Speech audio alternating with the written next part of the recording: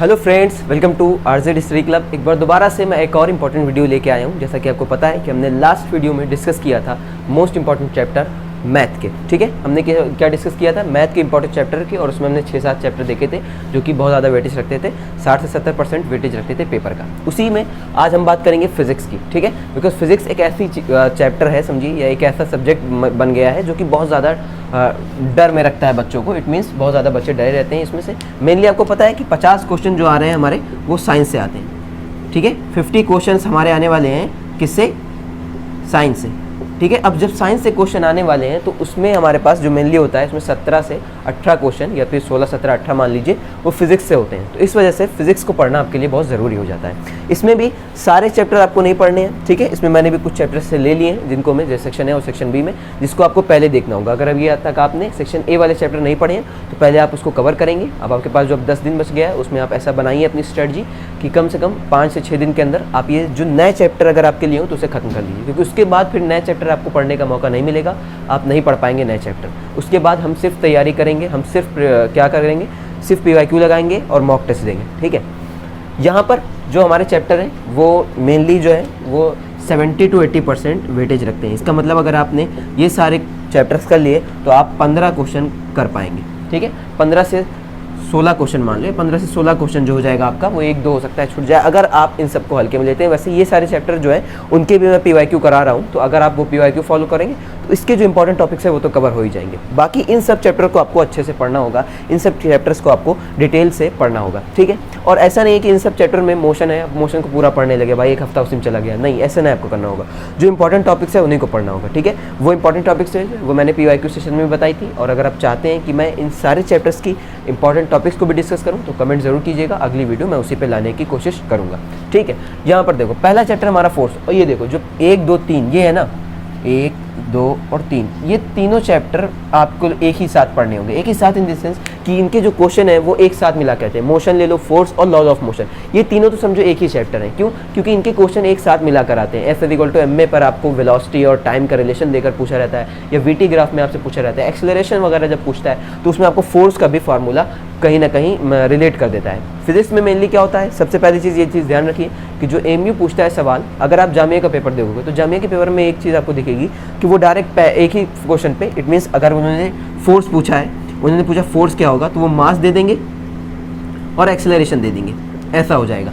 In the case आपने देखा होगा थोड़ा सा उनका पेपर इजी होता है। लेकिन अगर MU में उनसे उन्हें पूछना होगा फोर्स, तो वो डायरेक्ट आपसे मास और एक्सेलरेशन नहीं देंगे। वो क्या करेंगे, आपको मास तो देंगे ही, अगर उन्होंने मास दे दिया तो आपको क्या करेंगे, मास देने के साथ एक्सेलरेशन नहीं देंगे, वो आपको दे देंगे टाइम, वो आपको दे देंगे इनिशियल वेलोसिटी, और क्या दे देंगे, आपको फाइनल वेलोसिटी दे देंगे। क्या दे देंगे, फाइनल वेलोसिटी और इनिशियल वेलोसिटी दे देंगे, और टाइम दे देंगे। अब आपको पता है कि जो A होता है वो होता है मेरा V-U/T, तो आपको इससे A निकालना होगा। उसके बाद F=ma में यहाँ जो आपको पता है फार्मूला, इसमें रखना पड़ेगा। एक चीज़ और करते हैं, लास्ट ही क्वेश्चन आया था, उसमें क्या किया था, उन्होंने ग्राम और किलोग्राम को चेंज करना था। इट मीन्स वो जो हमारी वैल्यू थी ऑप्शन, वो था हमारे पास ग्राम में, और जो वैल्यू हमारी दे रखी थी वो किलोग्राम में थी। तो इसमें लगाने के लिए अगर आपको मास जो है वो किलोग्राम में है तो एक्सेलरेशन मीटर पर सेकंड में होना चाहिए, ये चीज़ होनी चाहिए।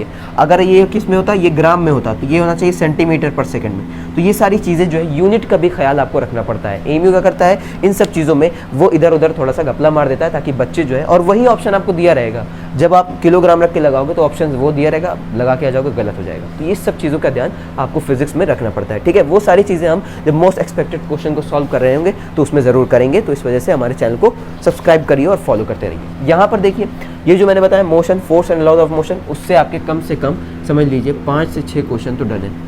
5 से 6 क्वेश्चन आपके आती हैं, क्योंकि जो शुरुआत की 3-4 क्वेश्चन रहेंगे, पहला अगर मोशन से, दूसरा भी मोशन से, तीसरा फिर आपके पास आ जाएगा फोर्स से, और लॉज ऑफ मोशन को मिला के आप 5 से 6 क्वेश्चन आपके बन जाते हैं ज़्यादातर। इसमें जो होता है मेनली, अगर मैं बात करूँ 5 से क्वेश्चन नहीं थे, 5 क्वेश्चन बन गया, और जो छठवां रहेगा उसमें मिक्स रहेगा, थोड़ा सा वर्क एंड एनर्जी वगैरह भी मिक्स रहती है। ठीक है, फोर्स और वर्क के बीच में जो रिलेशन है, आपको पता होगा कि जो वर्क होता है हमारा वो होता है W=Fs, होता है कि नहीं, फोर्स इनटू डिस्प्लेसमेंट। तो वहाँ से भी आपको कुछ फोर्स वाले चैप्टर से रिलेट करके पूछ लेता है, वर्क एंड एनर्जी वाले में भी। ठीक है, तो जो क्लास 9 की ज़्यादातर फिजिक्स है वो एक दूसरे से बहुत ज़्यादा रिलेट करती है। तो ये हो जाएगा हमारे कुछ 3 इंपॉर्टेंट चैप्टर, इसको आपको पढ़ना जरूरी है।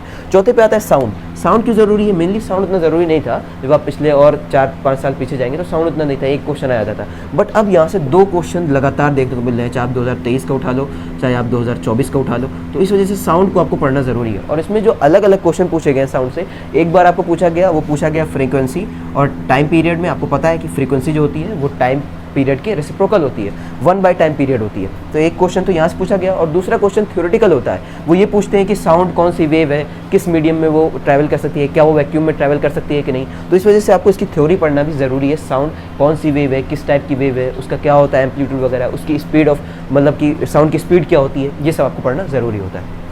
ठीक है, तो ये हो गई हमारी साउंड की कहानी। ठीक है, अगला क्या आता है? अगला आता है मेरे पास work and energy. Work and energy में हमारे पास इसमें जो है वो मोमेंटम से सवाल पूछ लेता है भाई, काइनेटिक एनर्जी से सवाल, पोटेंशियल एनर्जी से सवाल, हाइट एंड जब हाइट वाला सवाल होता है, आपको पता है कि किसी चीज़ को मैंने ऊपर फेंका तो वो नीचे आने में, तो उसमें हमारे पास जो है मोमेंटम कंजर्व कराने में गोली वाले जो सवाल होते हैं कि अगर मैंने गोली आगे गई है उसके पीछे मोमेंटम, सो यहाँ पे होता है मोमेंटम या फिर हाइट वाले सवाल मैंने बताए। फिर होता है हमारे पास मोमेंटम कंजर्वेशन। ठीक है, मोमेंटम कंजर्वेशन। ठीक है, ये मैंने यहाँ पर कुछ टॉपिक लिख दिए हैं जिनको आप आइडिया थोड़ा बहुत लगा सकते हैं, जो वर्क एंड एनर्जी से इंपॉर्टेंट है। ठीक है, अगला हो लाइट की। अगर हम बात करें लाइट, ये जो है वो दोनों क्लास 10th के हैं। ठीक है, ये दोनों क्लास 10th के हैं, तो इससे भी अच्छे अच्छे सवाल बन जाते हैं। लास्ट ईयर लाइट पर 3 सवाल थे, आ गए थे। तो इस वजह से एक तो आपको डायरेक्ट यही था कि मतलब कि P = 1/f पे, P = 1/f पे था। क्या? P = 1/f। आपको पता है ना, this is power and this is focal length होती है। इसमें क्या रिलेशन होता है? अगर फोकल लेंथ मीटर में है तो 1/f, अगर सेंटीमीटर में है तो 100/f। 50 बार बता चुका हूँ ये चीज़ें। फिर दूसरी चीज़ क्या होती है? फिर दूसरा इस पर जो आता है वो आता है हमारे पास एक म्यू, यानी कि रिफ्रैक्टिव इंडेक्स। रिफ्रैक्टिव इंडेक्स पढ़ लीजिएगा अच्छे से। रिफ्रैक्टिव इंडेक्स पे भी सवाल आते हैं आपके कि रिफ्रैक्टिव इंडेक्स किसका ज़्यादा होता है। अगर कांच का दे रखा है, फिर ग्लास का उसमें पूछता है, उसमें रेशियो पूछ लेता है। या फिर तीसरा सवाल जो था उसमें मेनली ये था N = C/V।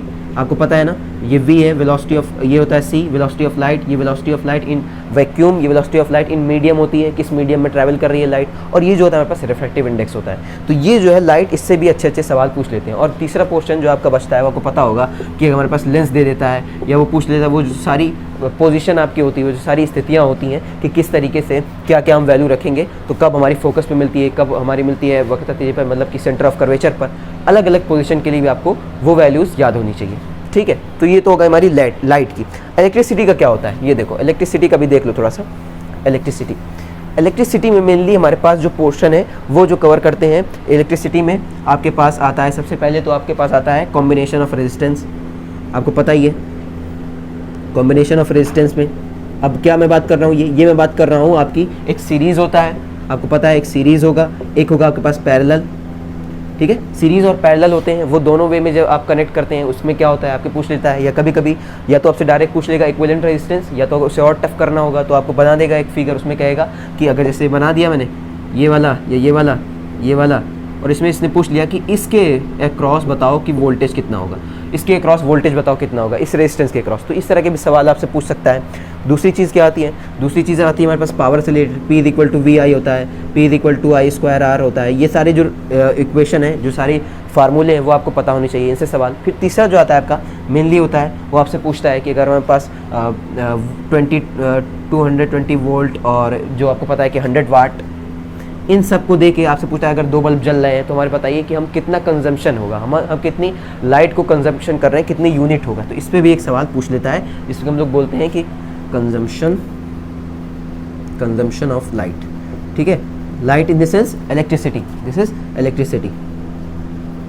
करंट भी बोल सकते हैं हम इसे, क्या बोल सकते हैं हम इसे बात कर सकते हैं करंट की। तो ये सारी जो चीज़ें हैं वो इलेक्ट्रिसिटी में भी इंपॉर्टेंस रखती हैं। तो आपको ये सारी चीज़ें सबसे पहले कवर करनी चाहिए। अगर अभी तक आपने इन सारे चैप्टर्स को नहीं पढ़ा है, इन सारे चैप्टर्स को गो थ्रू नहीं किया है, तो एक बार ज़रूर देखिए, एक बार इसको डिटेल 1 शॉट वीडियो ज़रूर देखिए। अगर आप चाहते हैं कि इस पर मैं वीडियो लाऊं, इनके क्वेश्चन बनाऊं और इस पर हम और टॉपिक वाइज भी क्वेश्चन देखें, तो आप चैनल को सब्सक्राइब कर लीजिए और कमेंट कीजिए ताकि मैं और वीडियोस ला सकूं। ठीक है, और जो इधर वाले चैप्टर हैं ऐसा नहीं है कि इंपॉर्टेंट नहीं, ये इंपॉर्टेंट है, लेकिन आपको पहले ये कवर करना होगा, उसके बाद ग्रेविटेशन। फ्लूइड से एक क्वेश्चन ज़रूर आता है हमेशा आपके रिलेटिव डेंसिटी पे एक क्वेश्चन ज़रूर आता है, तो वो हम डिस्कस करेंगे।